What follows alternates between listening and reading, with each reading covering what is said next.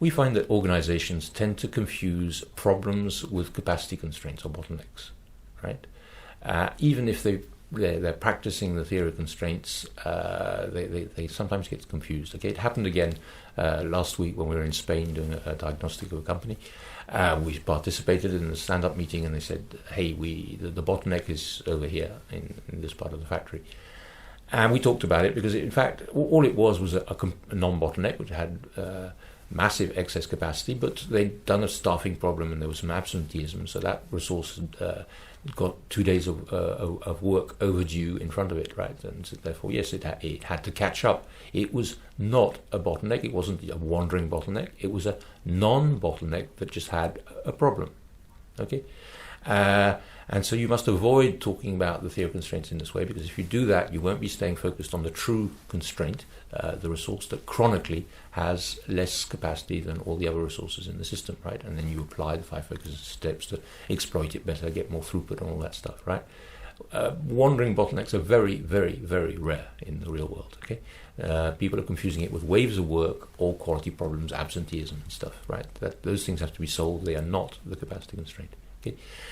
Another case we find, if I go back a few more months, is people confusing their constraint with their chronic problem. Okay, so another example, this one from France, world leader making ball bearings, had implemented successfully the theory of constraints, asked us to have a look.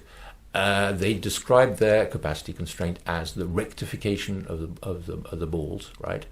And I couldn't understand why they were saying that, because a quick calculation showed that there was ample excess capacity in that part of the factory.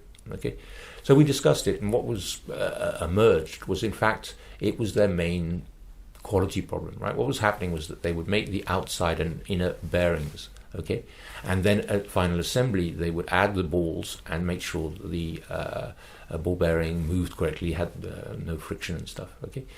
And in fact, the ball that was inserted was the adjustment factor, right? And if necessary, they would rectify it. They would remove a couple of microns from the diameter to ensure that they had a correct ball bearing.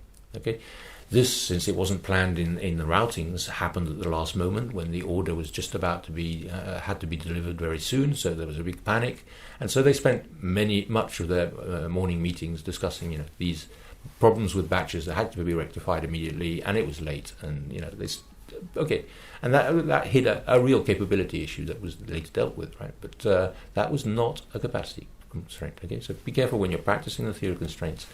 A bottleneck or a capacity constraint, think about the word. It's something that has chronically less capacity than everybody else in the system, right? And a non-bottleneck is on average an excess capacity. It doesn't mean it's not going to have problems and big queues in front of it for a couple of hours or a couple of days, right? That happens. That's what the buffers are there to absorb. But they are not wandering bottlenecks, right? They're just emerging problems in different parts of the factory. Okay, so watch out. Don't confuse punctual problems or chronic problems with your capacity constraint. Thank you.